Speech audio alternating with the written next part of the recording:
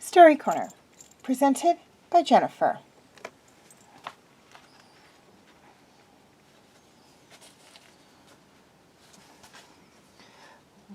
What had the sergeant realized?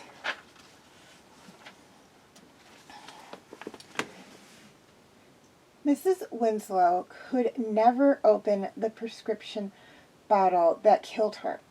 It had a child-proof cap, which, as Norman knew, couldn't be opened by anyone with severe arthritis. It was why the pill bottle in his own pocket specifically didn't have such a cap. Mrs. Winslow had been murdered by Anna, who placed the bottle in her hand to make it look like a suicide.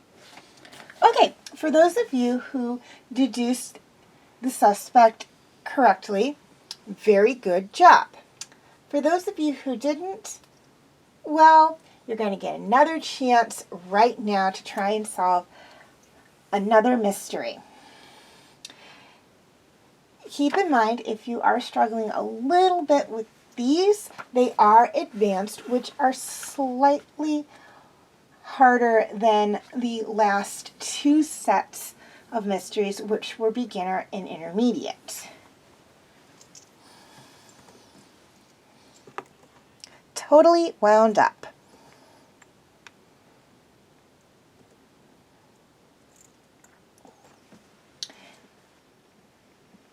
And what about the security system? Chief Nancy Taylor asked Louise Poole, manager of the Peerless Antique Gallery. Poole frowned. Down for maintenance. I hired our usual security guard as a backup, though he's waiting for you in the back. Poole opened the front door, and Nancy and her deputy, Rex Hauser, stepped in. An ornate grandfather clock lay toppled on its side. Nancy crouched to examine it. French, late 17th century, Poole remarked. Would work perfectly. Wound it myself every evening. He shook his head sadly. It's a beautiful piece. I hope it can be restored. What was stolen? Rex asked. Only our most valuable items. The thieves were professional. My assistant is compiling a list. While Poole took Rex to the assistant, Nancy dusted the clock for fingerprints. Minutes later, Rex returned. Anything? Anything? No fingerprints. Now help me write this thing, Nancy said, passing her deputy a pair of latex gloves.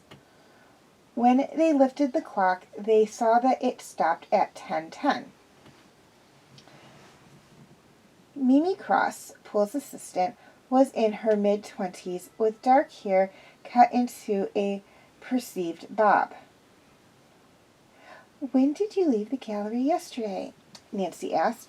"And how long have you worked here?" "At 6, Mimi said. "I've been here a month." "Your list is very detailed," Nancy said approvingly. "You know your stuff." Mimi shrugged. "I have a degree in art history." Rex blurted, "Where were you at 10:10 last night?" "In my apartment, alone." "Did you notice anything suspicious today, or in recent days?" Nancy asked. "Nothing, except I believe 4 of the stolen paintings may have been forgeries. I told Mr. Poole, of course. He said we'd bring in an expert. Too late now."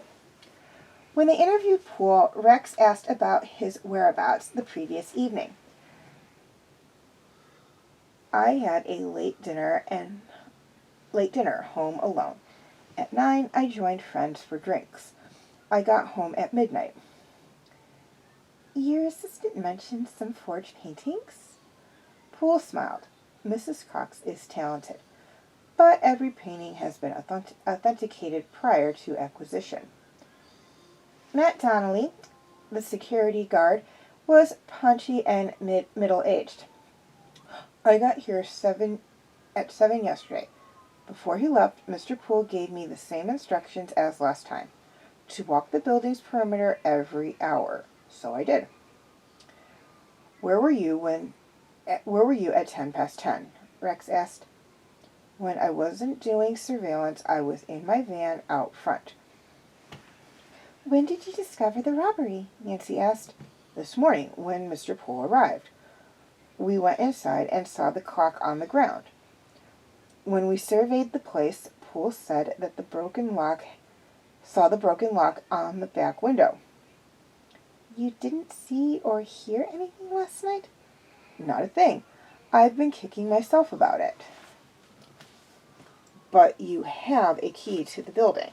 Rex asked. "No, Poole didn't give me one." "You look pretty wide awake for a guy who was up all night." "I didn't fall asleep, if that's what you think. These crooks were pros, fast and quiet."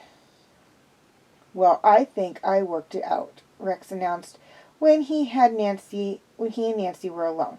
"It was Mimi. She knows the art world, probably had a buyer lined up, and she's the only one with no alibi." "Wait 1 minute," Nancy said, frowning. Who does Nancy suspect? Write your answer in the comment section and tune in next time to Shot in the Evening Storm for the answer.